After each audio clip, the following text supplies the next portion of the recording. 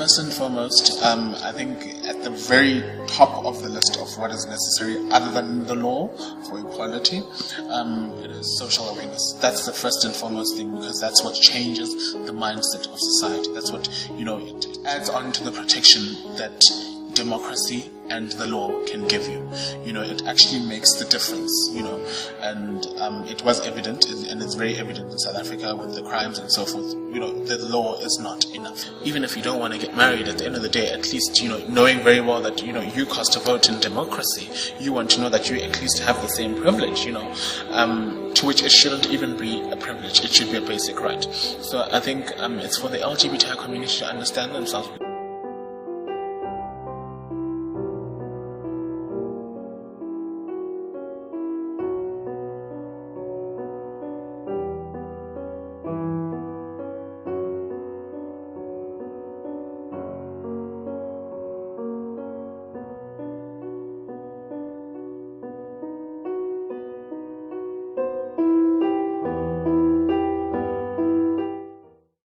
Hi, my name is Jimiso. I am the chairperson of the Lesbians, Gays and Bisexuals of Botswana. What I have here is a poster that describes Botho or Ubuntu, the spirit of Africanism, dignity.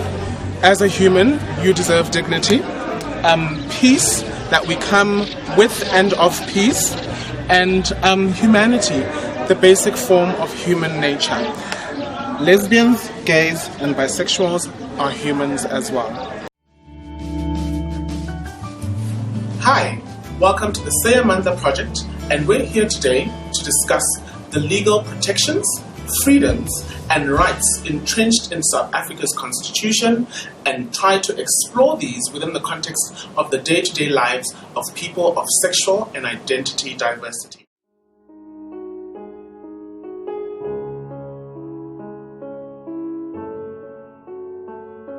For me, leadership is really about action, being able to be proactive and realizing that there's a certain need that needs to be addressed. It also requires a certain vision that wouldn't necessarily be common. So initially, people might push back on certain ideas, but the whole art of leadership is the ability to be able to see through all the noise and all the challenges and limitations and ensuring that a vision is seen through. I think another aspect of leadership is being given the mandate, and essentially when someone can actually listen to you, put faith in you, and trust that the rapport you built in all the efforts that have been made in the work that we do can translate into some form of meaningful change.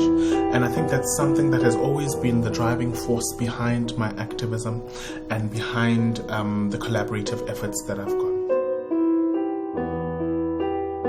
As a part of an underserved community, one.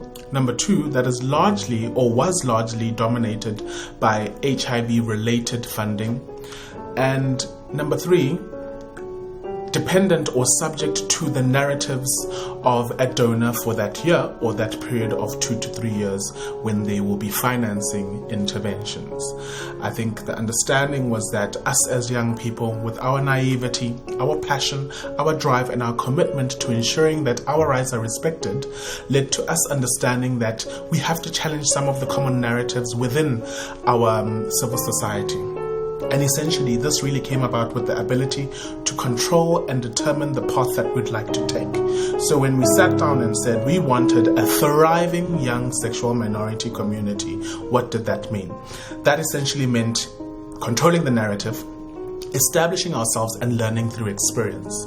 And that's really what Success Capital is about. It's about the first timers, the forgotten, the people who aren't necessarily at the forefront of the movement, who haven't been exposed, but who have great talent, great gifts, and the best of passionate souls to be committed in the movement. And this platform has allowed us to learn, to gain exposure, and to essentially test and try out different operating models that can actually suit and be relevant for young people's needs in Botswana. Silence. Silence is the largest systematic form of injustice that exists today, more especially within our community and those who have the knowledge in understanding human rights and the respect that is required thereof. I think silence continues to be a burden. It continues to be a virus that is spread through all aspects of leadership, people who actually are the gatekeepers of how effective we are with regards to the work that we do. Silence, more often than not, perpetuates some of the stigma and the discrimination that exists and that impedes a lot of our people from being able to thrive. For me, silence is something that must be eliminated. There is no best time for it. It is something that must or rather it's something that can only ever be diminished through visibility, through voices, and through solidarity. And I think that's what we really want to aim to encourage. Cross-sectional voices that are part of these different religious, social, policy-making, cultural spaces that can challenge the silence that is there, that is allowing the hate speech, that is allowing prejudice to continue. Silence is really the worst thing that we have against us as a movement, and I believe that we as Success Capital have taken the right path in encouraging research, in encouraging more young people to have voices, and in encouraging cross-sectional, or rather intersecting interests to be involved within our movement. To continue to be daring, to employ young, talented, gifted and diverse individuals, and to continuously be innovative in our approach with our work.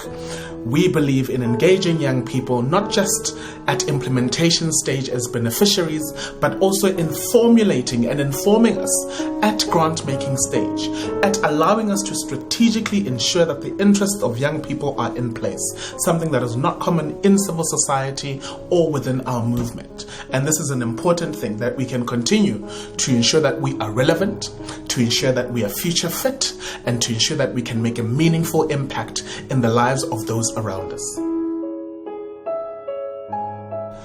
The gatekeepers of where and whose human rights work is valid.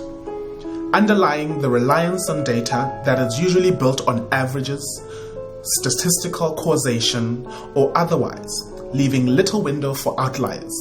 The forgotten, the unknown, the hard-to-reach demographics are often left out in this evidence or this data that is so often needed and often difficult to secure.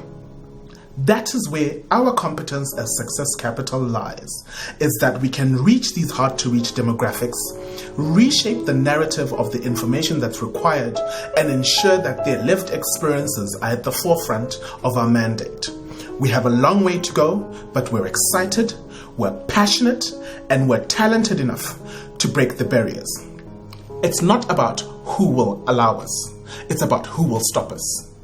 My name is Dumiso Gacha, founder of Success Capital. Thank you for watching.